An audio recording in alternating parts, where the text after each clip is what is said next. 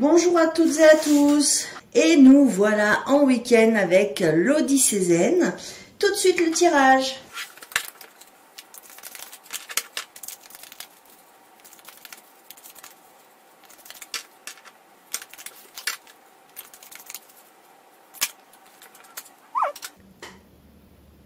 L'intensité.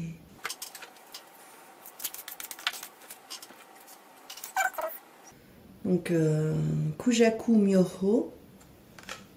Et, je ne sais pas si vous voyez bien, Dakiniten.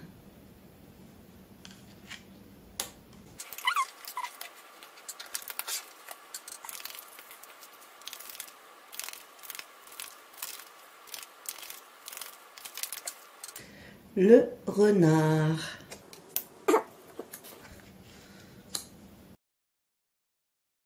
L'intensité, nous sommes en présence en fait du cavalier de feu. On nous invite à trouver notre propre chemin. On nous dit que nous n'avons pas besoin d'imiter le chemin des autres, d'imiter les choix des autres.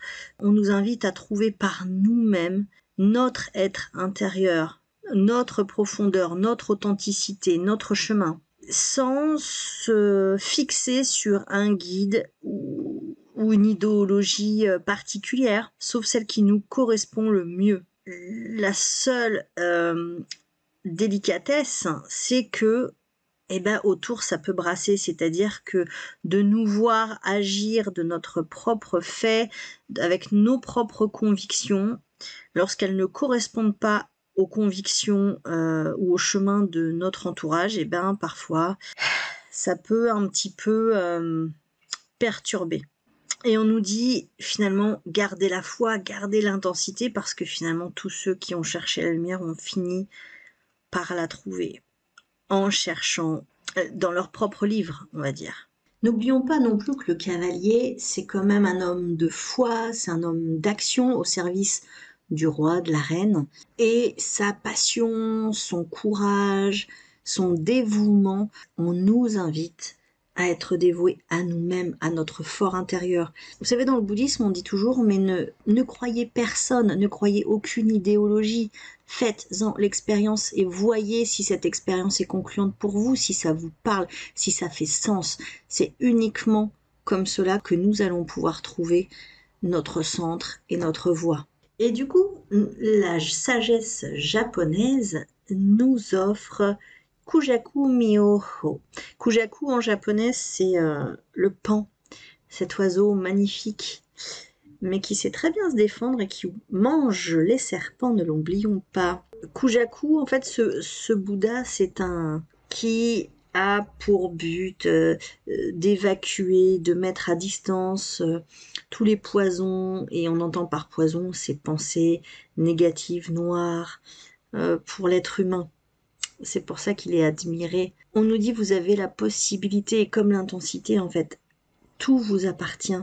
Ne regardez pas ce que les autres pensent que vous devriez penser, ou croire, ou vivre à l'intérieur. Et du coup, ne laissez pas vos eaux troubles prendre trop de place. Et réfléchissez en fonction de vos expériences, de votre cœur en fait. Comment pouvoir les purifier avant que ça s'obscurcisse complètement. Le chiffre 3, c'est aussi la créativité et la croissance. Finalement, ça vient nous dire que, comme un œuf, et on contient toutes les informations qui sont nécessaires pour notre développement, pour notre croissance. C'est à nous, à travers ce processus de vie, d'aller dans la créativité, chercher à développer justement la plénitude. Alors, Daikiniten. Alors elle, c'est un personnage particulier, donc déjà c'est une déité féminine. Elle était la messagère, dit-on, du roi des enfers. Son rôle, c'était de prévenir 6 mois à l'avance la mort des hommes, et ensuite, elle les dévorait quand ils avaient trépassé. Enfin, rencontrer un autre Bouddha, Nyorai, dont on a déjà parlé.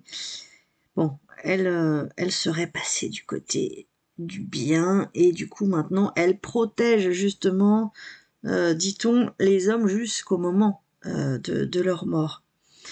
Alors cette carte, elle est pleine d'espoir finalement, et on vous dit réfléchissez quelle personne vous voulez être.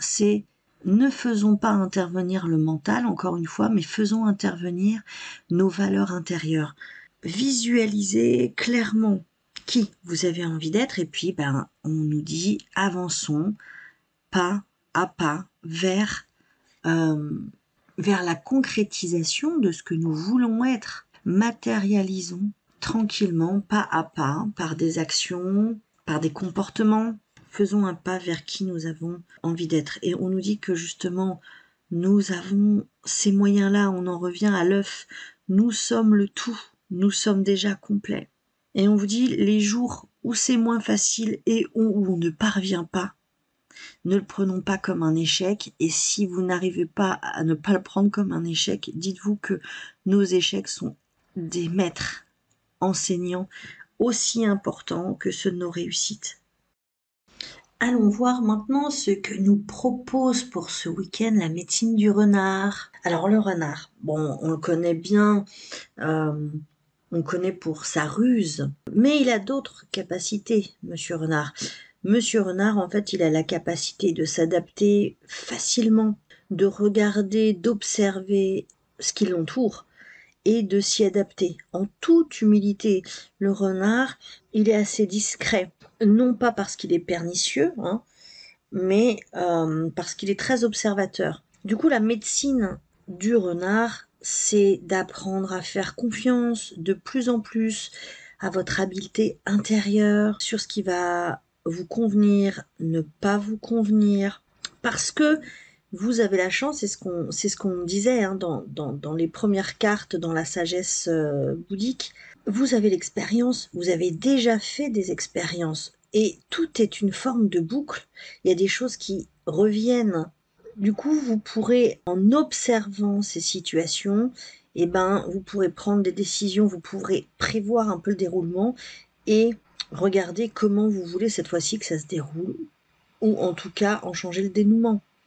Vous comprenez, c'est en fonction de notre apprentissage.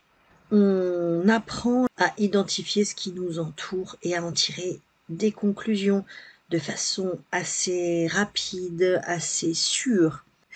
J'espère que ce tirage va contribuer pour vous et puis je vous souhaite vraiment un très très doux week-end. Prenez grand soin de vous.